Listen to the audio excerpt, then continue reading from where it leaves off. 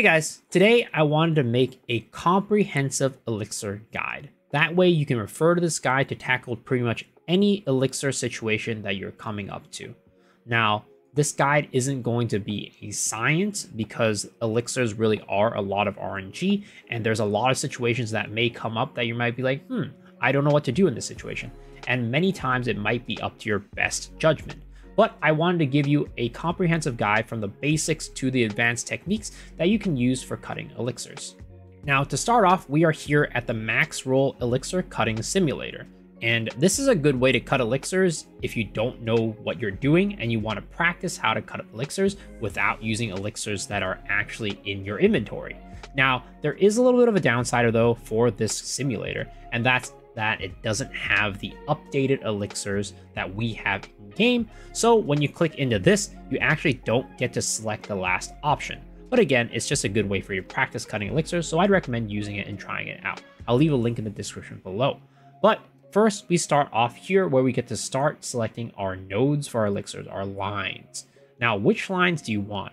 Well, on Max Roll again, there's actually a pretty good guide about the lines that you want, depending if you're a damage dealer or a support. Now, your goal as both a damage dealer and a support is to get the best lines while also trying to get your set effects.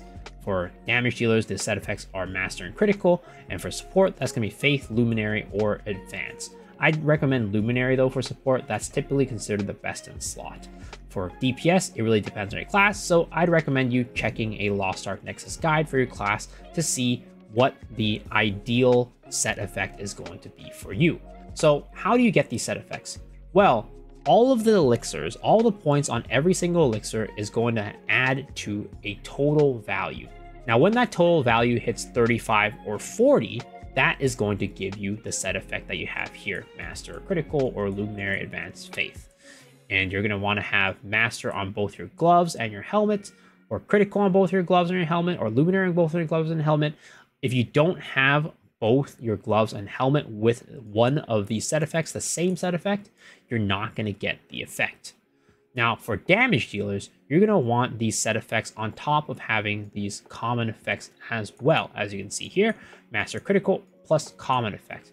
The good common effects for damage dealers are attack power, main stat, and weapon power. They say on here that weapon power is better than main stat, but I think nowadays main stat is considered better than weapon power. So you're going to ideally want attack power as your number 1, main stat as your number 2, and weapon power as your number 3 for the common effects. And going down the list, you're going to want shoulder to have boss damage. Your chest piece can have 2 of these common effects or incoming damage reduction and one of these common effects. Both are viable. And then for pants, you're going to ideally want additional damage or critical damage. I'd say in most cases, critical damage is the better option. Additional damage is better for certain classes like Deadeye, but for most classes, critical damage is going to be the better option. And then also, again, a common effect. Now for support, the set effect is going to be, again, Luminary, and the common effect is going to be either weapon power or main stat. I've heard that weapon power is better, so that's the one that I go with instead of main stat. But again, both are fine and both are desired. Now, going down the list, you also have shoulders with the healing and general effect. I've heard that shield enhancement is also fine. For the chest piece, they say they want max HP and a common effect. I think that these ones are fine too, weapon power and main stat, instead of the healing, instead of the max HP. And also, pants ally enhancement is definitely the best in slot there. So you're going to want this plus another common effect. So those are the ideal lines. Now, you're going to notice that you're going to have other things like stagger, master evasion, escape expert, explosive expert, all these things, right? These are kind of the secondary effects that are not so good. You don't really want these on your elixirs. But if you had to choose some lines, there are going to be better choices than others.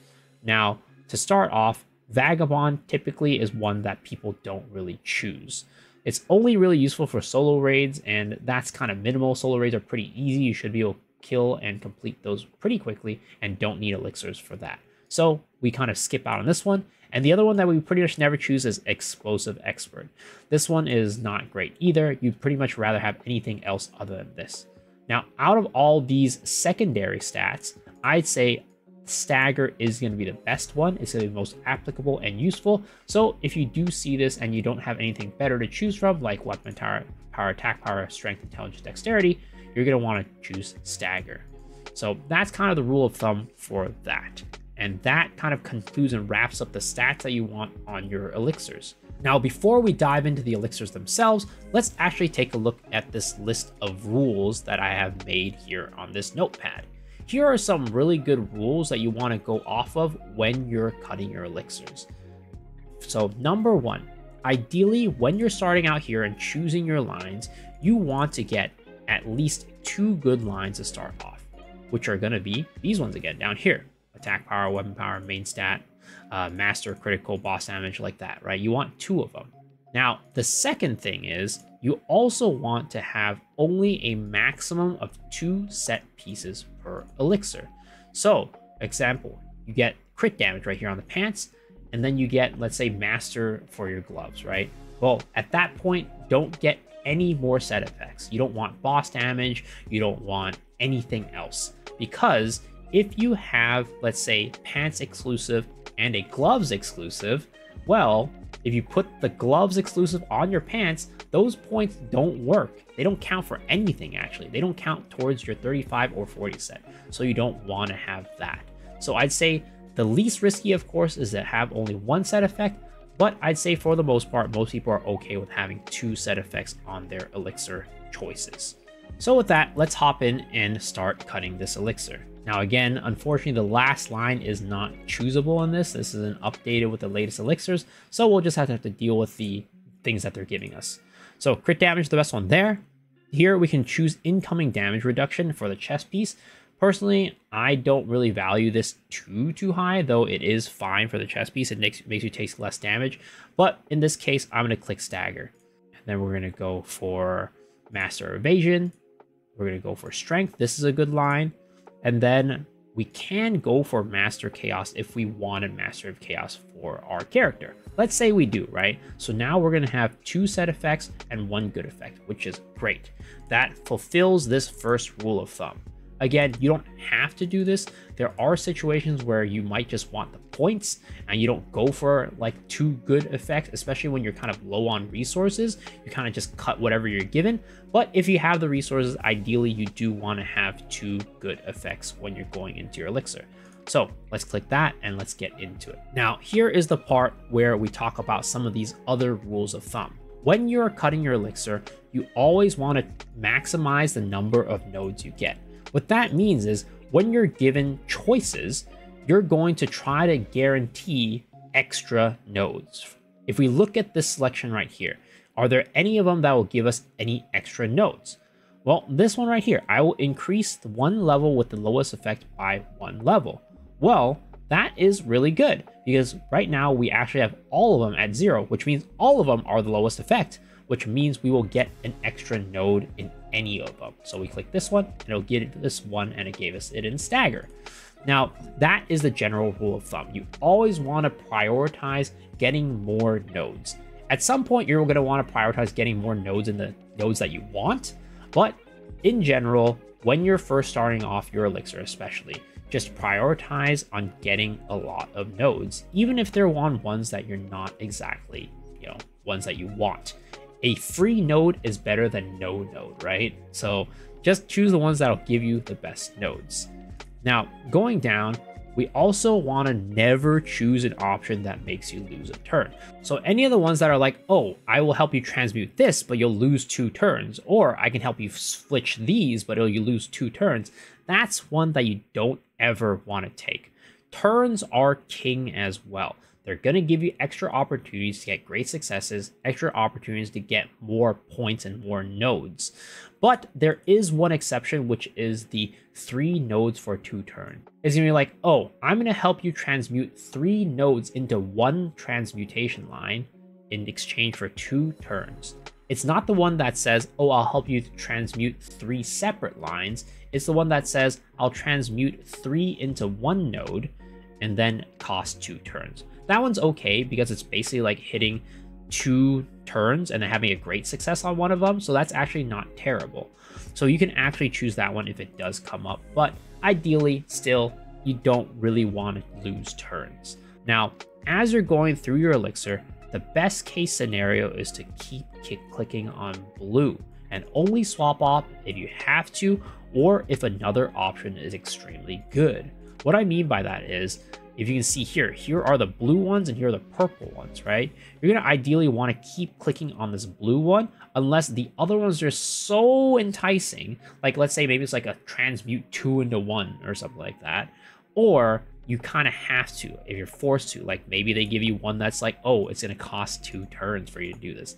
Then you could swap off, right? So if we keep clicking on this one, it's going to increase these. Eventually, you're going to be able to get a critical blue node. And this is what you're trying to aim for, right? Getting as many of these criticals as possible. That's why you ideally want to stay down one lane if possible and not swap off unless there's something really enticing or if you're forced to. In this case, we got extra advice, which is actually really good. Now, the next rule is that you can only exhaust once. So if you exhaust once, you can't actually use the free turn into exhaust, which is why for me, for the most part, if I get an early exhaust like this, right? Exhaust at 8, I usually actually don't take this.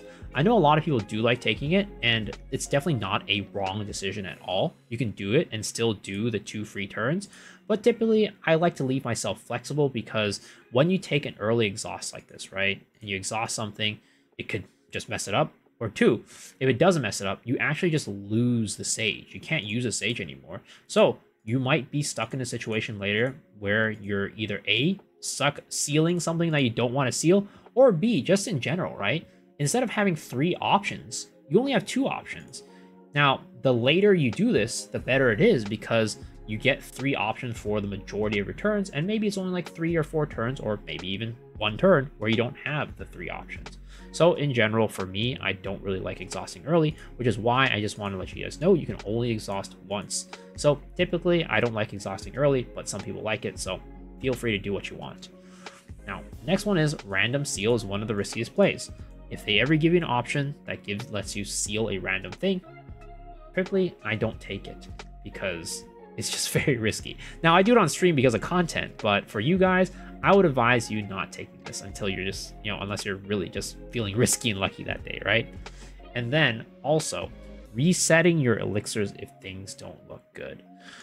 In general, if your lines don't look good at the beginning, right? Let's say you get some random garbage like this, where it's like literally nothing good. Well, I think this is time for you to decide to reset.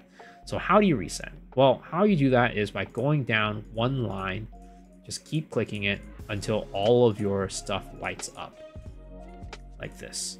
Ooh.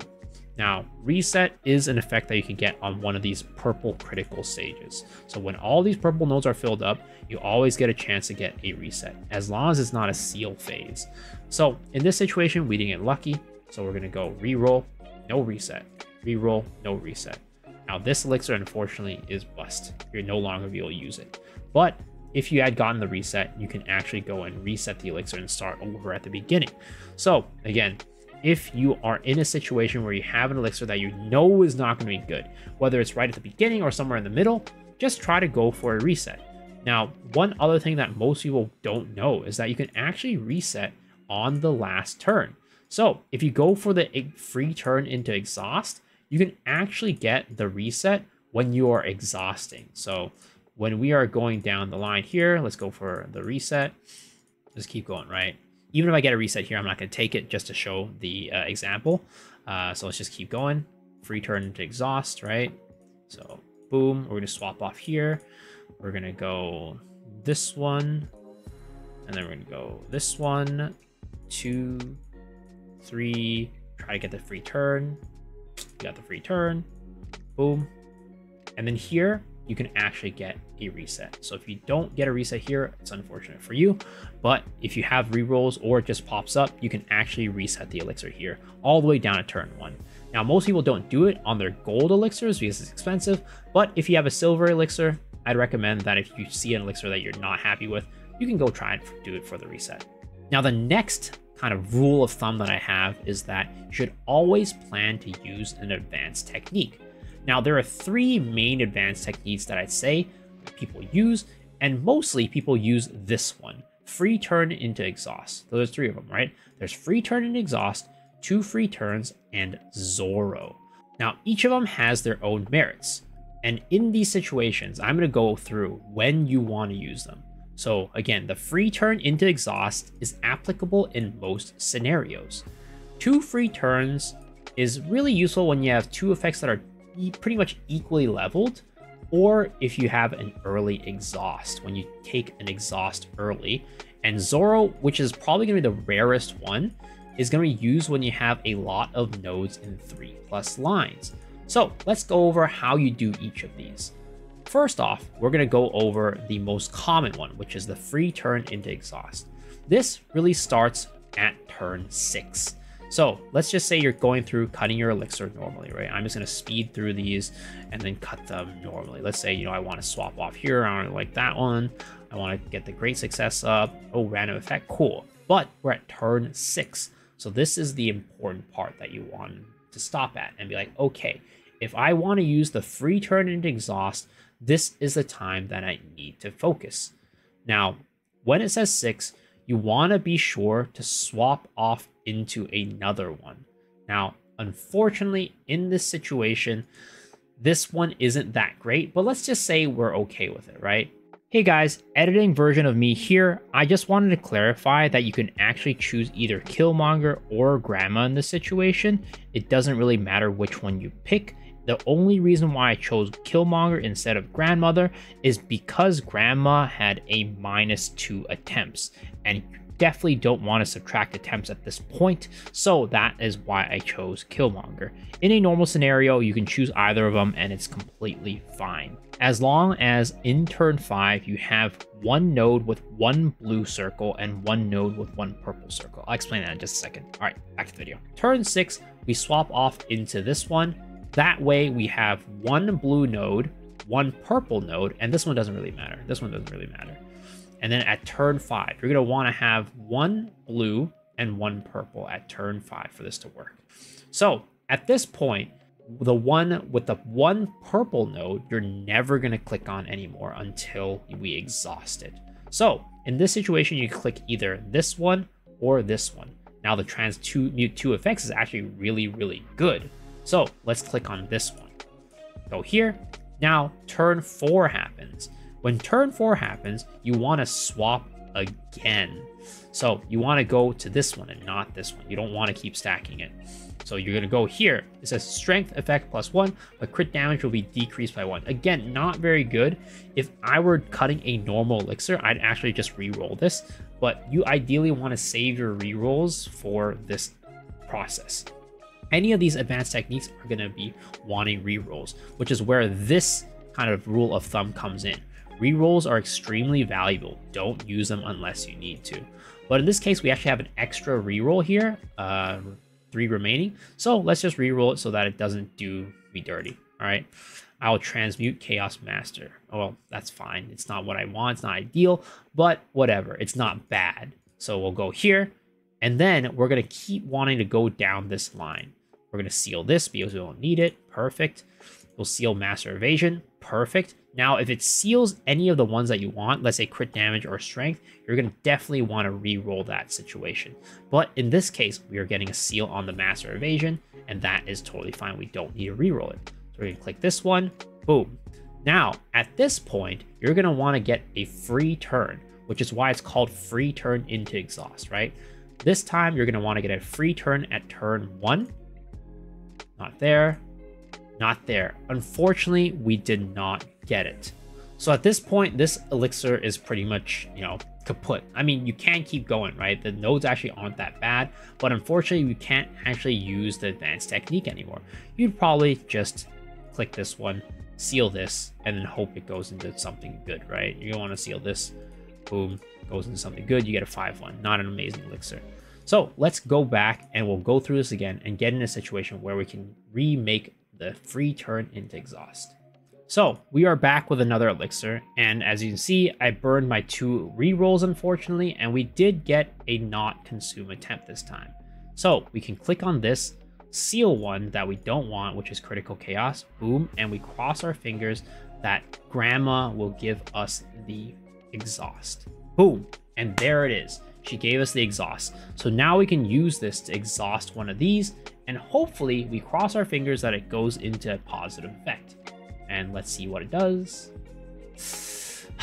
It unfortunately subtracted our nodes. So that kind of is the philosophy of the free turn into exhaust. You get a free turn and then you get to exhaust at the end. I'd say again, this is the general one that you're going to use for the most part. This is, I'd say, the highest success rate of getting a good elixir, but the other advanced techniques do have their place as well. And the second advanced technique that we're going to go through is going to be the 2 free turns.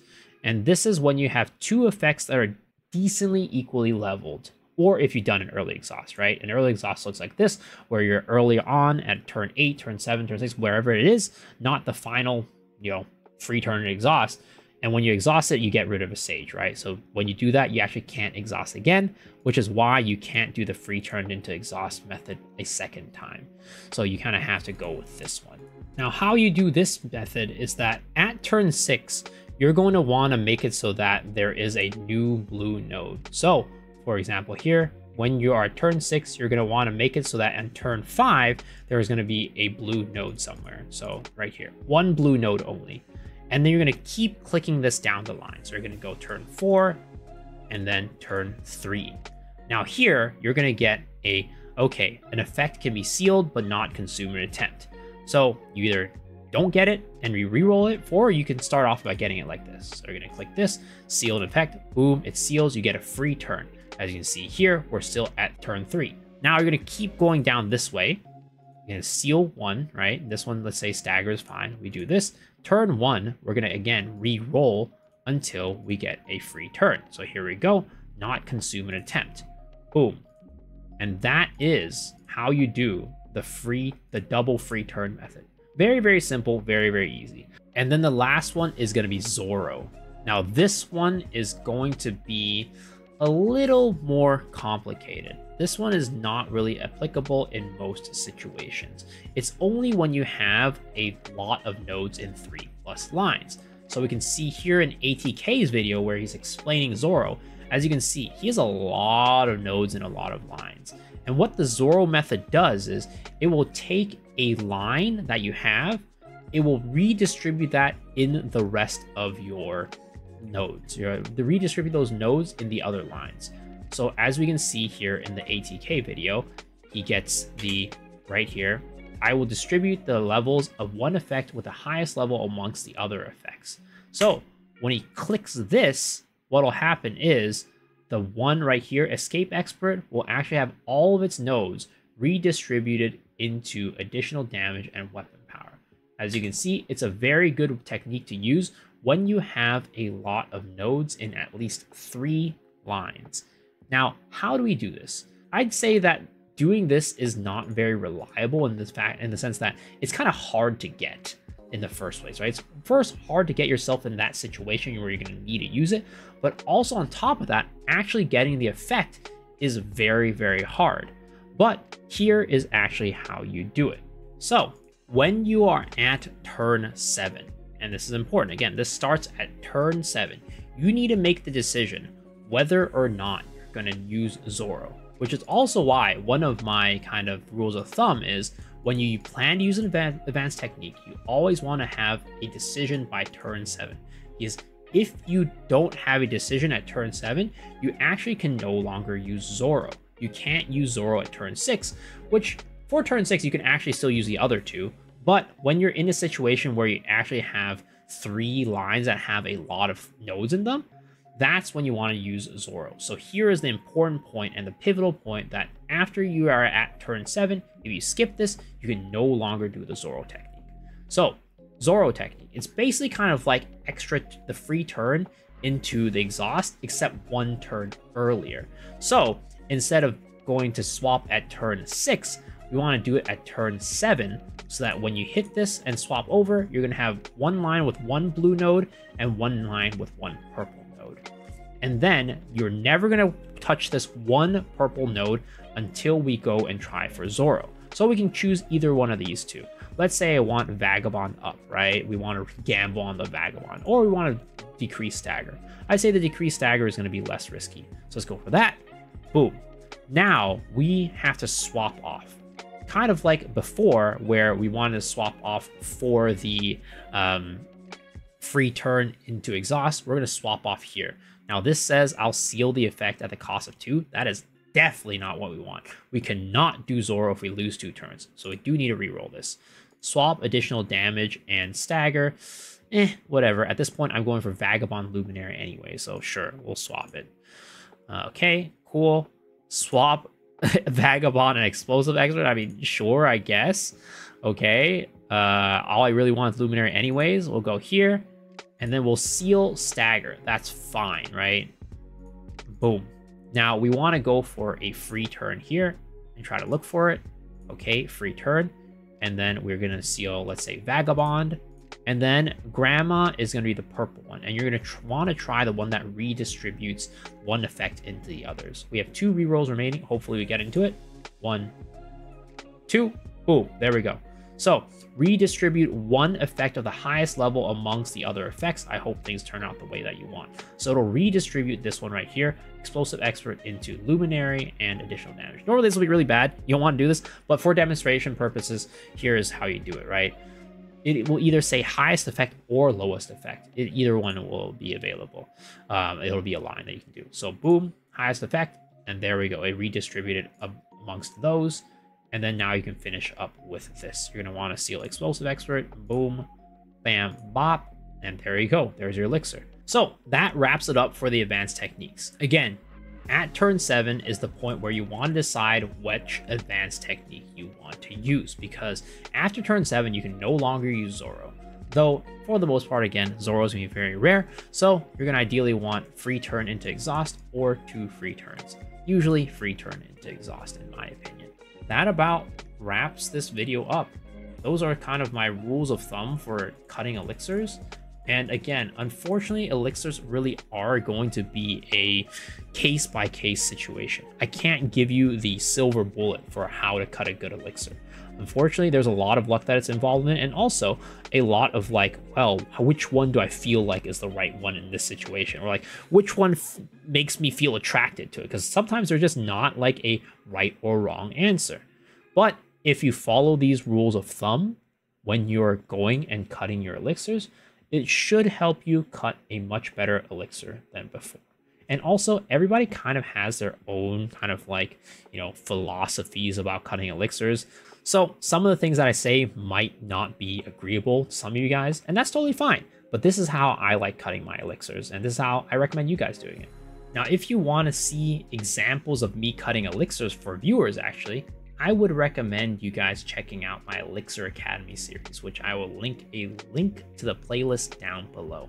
Let me know down in the comment section below if this video was helpful, and as always, if you liked it, please remember to hit the like button, hit the sub button, ring the bell for notifications, and also I stream every single night on twitch.tv/me6shiro, so hopefully I see you guys there, but if not, hopefully I'll see y'all in this video. Alright guys, peace out.